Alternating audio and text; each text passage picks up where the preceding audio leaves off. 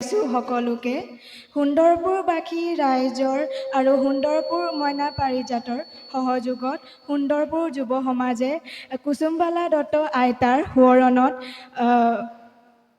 সোঁৱৰণত মঞ্চ উৎসৰ্গা কৰি আয়োজন কৰা বসন্ত উৎসৱলৈ মই সকলোকে আদৰণি জনাইছোঁ। সুন্দৰপুৰ যুৱ সমাজৰ উদ্যোক্তাসকল, মাননীয় সভাপতি, সাধাৰণ সম্পাদক, শ্ৰদ্ধাৰ বিষয়ববীয়াসকল আৰু বিভিন্ন ঠাইৰ পৰা অহা শিল্পী তথা কলাকুশলীসকলকো মই আদৰণি জনাইছোঁ আৰু সন্মানীয় ৰাইজক জয় জয়তে ৰঙালী বিহুৰ শুভেচ্ছা জ্ঞাপন কৰিছোঁ। প্ৰথমতেতো এয়া যে আমাৰ গাঁৱত যে এনেকৈ বসন্ত উৎসৱৰ উদযাপন কৰা হৈছে, সেইটো আমাৰ সকলোৰে কাৰণে বহুত আনন্দৰ কথা আৰু আমাৰ উঠি অহা প্ৰজন্মৰ কাৰণেতো এইটো মই এটা সুযোগ বুলি ক'বলৈ বিচাৰোঁ। কাৰণ আজিকালি আমি প্ৰায়ে দেখা পাইছোঁ যে বহুতো সমাজত এনেকুৱা চলন্ত পৰিৱেশ নাই, সমাজ হৈ আছে, খালি প্ৰাণ নাই। সেই তেনে সময়তে আমাৰ সুন্দৰপুৰ যুৱ সমাজে ইমান কম সময়ৰ ভিতৰত ইমান ধুনীয়াকৈ যে এটি অনুষ্ঠান আয়োজন কৰিব পাৰিছে, তাকে দেখি মই সঁচাকৈ অভিভূত হৈছোঁ। আৰু এই অনুষ্ঠান আমাৰ চবৰে কাৰণে এটা মঞ্চ, য'ত আমি আমাৰ নিজৰ লুকাই থকা যিবোৰ প্ৰতিভা সেইবোৰ আমি বিকাশ কৰিব পাৰোঁ আৰু সেইকাৰণে আমি নথৈ আনন্দিত হৈছোঁ। আৰু এইটো কথাতেই আমি ক'ব পাৰোঁ যে আমাৰ সুন্দৰপুৰ গাঁৱত সজীৱতা প্ৰকাশ পাইছে। আৰু এতিয়া যিহেতু বসন্ত উৎসৱৰ কাৰণে মই ইয়াত বক্তৃতা দিছোঁ, সেইকাৰণে বিহুৰ বিষয়ে নকৰিলেতো নিশ্চয় আধৰুৱা হ'ব। সেইকাৰণে আমি সকলোৱে গম পাওঁ যে বিহু আমাৰ অসমীয়া জাতিৰ আয়ুস ৰেখা। বিহুৱে আমাৰ মান, প্ৰাণ আৰু সন্মান। আৰু আমি এইটো সকলোৱে জানো যে আমাৰ 3টা বিহু আছে, ৰঙালী বিহু, কঙালী বিহু আৰু ভোগালী বিহু। ৰঙালী বিহু বা বহাগ বিহু হৈছে আমাৰ প্ৰথমটো বিহু আৰু এই বিহুৰ জৰিয়তে আমি অসমীয়া নৱবৰ্ষ পালন কৰোঁ। এই বিহুতে আমাৰ অসমীয়া ডেকা গাভৰুৱে হুঁচৰি মাৰি পিনি বছৰেকীয়া খেতিৰ কাৰণে সাজুৰ হয়, উৎসাহ উদ্দীপনা গোটাই লয়। তাৰপিছত আহে আমাৰ কাতি বিহু বা কঙালী বিহু।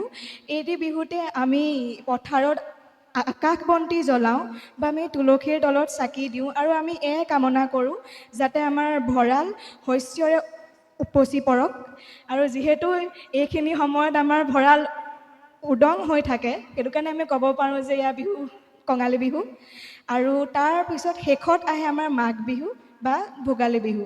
আৰু এয়া বিহুতে আমি শস্য চপোৱাৰ কাম সামৰণি মাৰি আমি এইটো বিহু পালন কৰোঁ।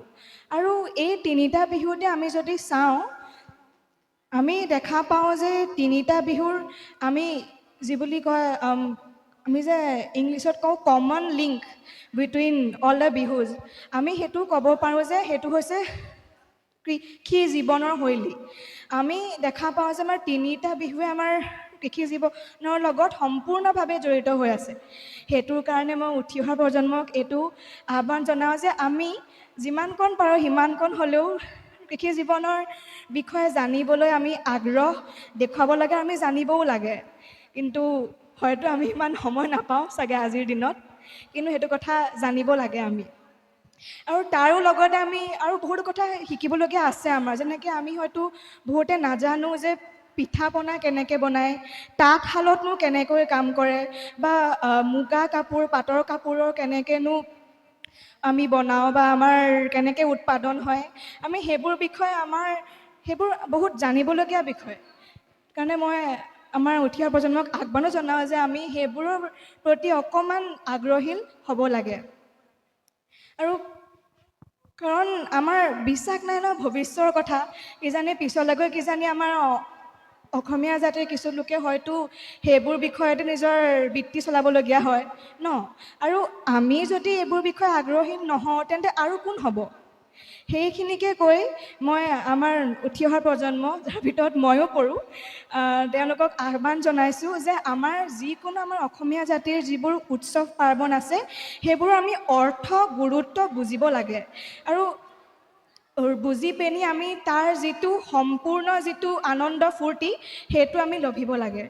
এয়াকে কৈ মই মোৰ চমু বক্তব্য সামৰণি মাৰিছোঁ।